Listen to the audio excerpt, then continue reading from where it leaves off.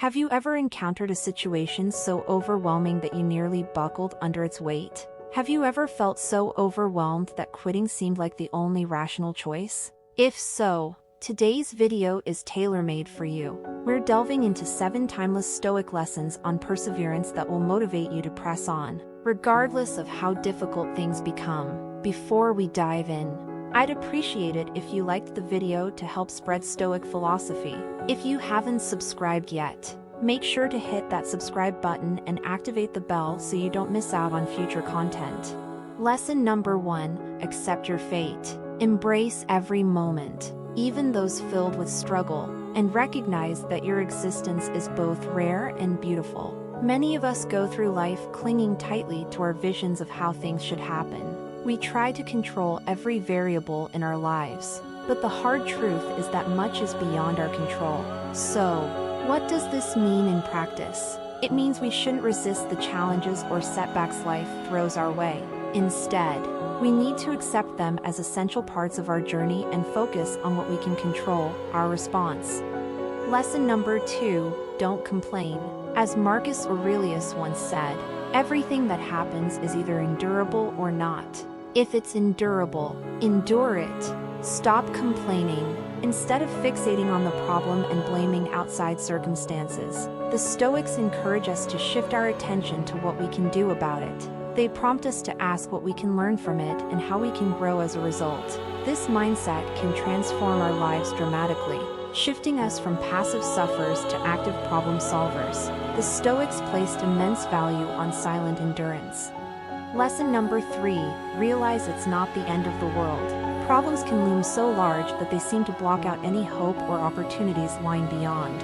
However, recognizing that even if life is tough, it's not the end of the world can help us approach problems with a balanced perspective.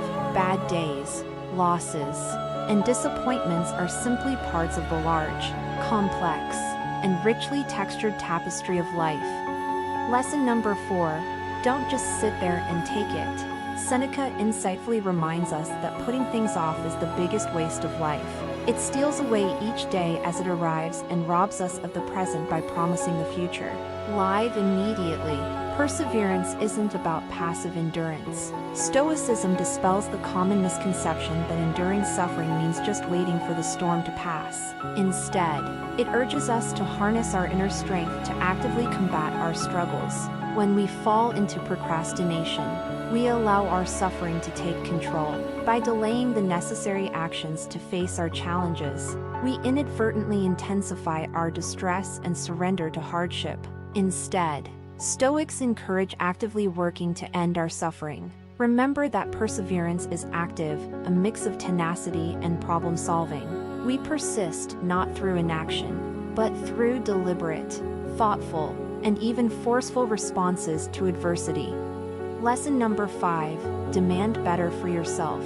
A crucial aspect of Stoicism and perseverance is putting our needs and expectations in our own hands rather than relying on others. As Epictetus noted, if you want to improve, be content to be thought foolish and stupid.